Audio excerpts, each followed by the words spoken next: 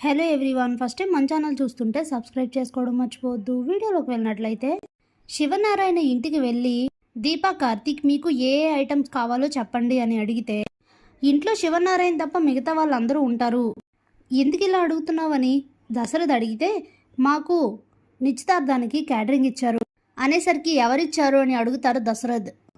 పారిజాతం గారు అని అంటే అప్పుడే పారిజాతం జ్యోత్స్న ఇవ్వమంటేనే ఇచ్చానని చెప్తుంది.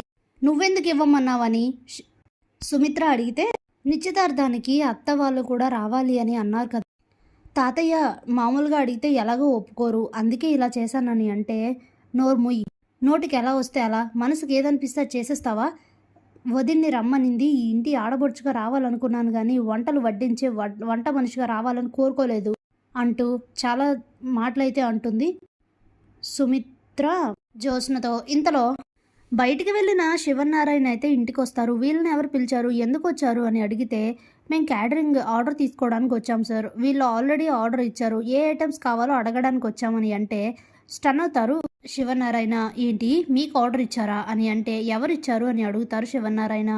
కాబోయే పెళ్లి కూతురు అని చెప్తారు కార్తీక్. ఏమేమి కావాలనేది మీకు ఫోన్లో చెప్తారు, మీరు వెళ్ళండి అని చెప్పేసి, నువ్వు లోపల రా జ్యోత్స్న అని చెప్పి శివనారాయణ చాలా కోపంగా లోపలికి వెళ్ళిపోతారు. ఇక దీపా కార్తీక్ అక్కడి నుంచి బయటికి వెళ్ళిపోతారు. ఎందుకు కార్తీక్ బాబు ఇలా చేశారు అని అంటే, చూడు దీపా, తప్పు చేసింది జ్యోత్స్న అని మనకి ఇక్కడికి వచ్చాకే కదా తెలిసింది. ఫస్ట్ నేను మా తాత ప్లాన్ ఏమో అనుకున్నా, కానీ ఇక్కడికి వచ్చాకే కదా జ్యోత్స్న అని తెలిసింది. జ్యోత్స్న తప్పు చేసిందని అందరికీ తెలియాలి కదా అని అంటే, తప్పు చేస్తే నేనే కొడతాను, ఇప్పుడు ఆ ఇంట్లో ఏం జరుగుతుందో ఏమో అని అంటే, ఏమైనా జరగని, మనల్ని అవమానించాలనుకుంటే మనం ఎందుకు ఊరుకుంటాం, మనం ఎవరి జోలికి వెళ్ళకూడదు, ఎవరైనా మన జోలికి వస్తే ఊరుకోకూడదు అని చెప్పేసి ఇక దీపం తీసుకొని అక్కడి నుంచి వెళ్ళిపోతాడు కార్తీక్. ఇంతలోనే హాల్లో కూర్చున్న శివనారాయణ దగ్గరికి ఇంట్లో అందరూ కూడా వెళ్తారు. అప్పుడే శివనారాయణ చాలా ఆవేశంగా, నువ్వేం చేసావో నీకు అసలు అర్థమవుతుందా జ్యోత్స్న, కనీసం మనుషులైనా ఆలోచిస్తున్నావా, ఎందుకు రోజు రోజుకి ఇంత దారుణంగా ఇంత దిగజారిపోయి ఆలోచిస్తున్నావో నీకు అర్థం కావట్లేదా, ఎందుకు ఇలా చేసావు, ఎందుకు వాళ్ళకి క్యాటరింగ్ ఇచ్చావు అని అడిగితే, అది కాదు తాత, మమ్మీ డాడీ వాళ్ళు అత్త కూడా నిశ్చితార్థానికి వస్తే బాగుంటుందని అనుకుంటున్నారు, తనని పిలవలేక అలా అని తను రాకపోతే బాధపడుతున్నారు, అందుకే అని జ్యోత్స్న అంటే, అప్పుడే శివనారాయణ, అలా అని వెళ్ళి వాళ్ళ క్యాటరింగ్ ఇచ్చి వంట మనిషిగా వడ్డించడానికి మీ అత్తని రమ్మని పిలుస్తావా, అసలు నీకు మైండ్ పనిచేస్తుందా, నువ్వేం ప్లాన్తో ఇలా చేసావో నాకు తెలియదు, కానీ అలా వంట మనిషిగా వడ్డించేటట్లు మీ అత్త మన ఇంటికి వస్తే అది మనకే అవమానం, శివనారాయణ కూతురు పరిస్థితి ఎలా అయిపోయిందో చూడు అని మనల్నే అనుకుంటారు, కనీసం విచక్షణ జ్ఞానం లేకుండా ఇలా ఎలా ఆలోచిస్తున్నావు నువ్వు, నాకు దీన్ని బట్టే అర్థమవుతుంది నీ ఆలోచనలు ఎంత గొప్పగా ఉంటాయనేది, అసలు నిన్నని వేస్ట్.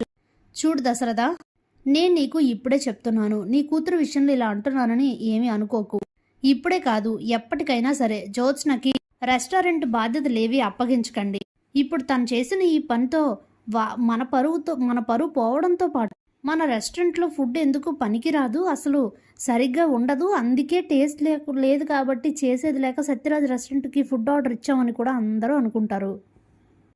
ఇలాంటి సీఈఓ రెస్టారెంట్లో ఉంటే ఇదిగో ఇలాంటి ఆలోచనలే వస్తాయి, నిజంగా ఇంకా ఉన్న స్థాయి నుండి అట్టడుగు స్థాయికి పోవాల్సి ఉంటుంది.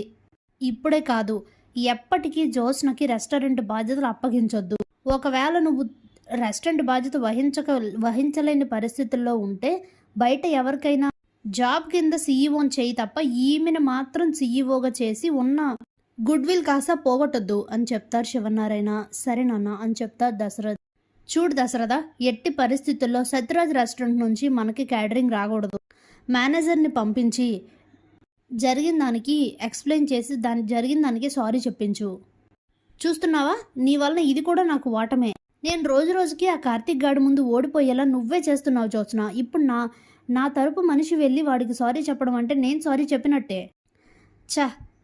అసలు కొంచెం కూడా ఆలోచన జ్ఞానం లేని మనిషి చేతిలో నేను ఎలా రెస్టారెంట్ బాధ్యతలు పెట్టని నాకు అర్థం కావట్లేదు అంటూ, నువ్వేదో ఒకటి చేయి దశరథ, ఎట్టి పరిస్థితుల్లో వాళ్ళ నుండి మన క్యాటరింగ్ రాకూడదు అని చెప్పేసి అక్కడి నుంచి వెళ్ళిపోతారు. ఇక వెంటనే దశరథ్ అయితే సత్యరాజ్ రెస్టారెంట్కి వస్తారు కార్తీక్ దీపన్ కలవడానికి.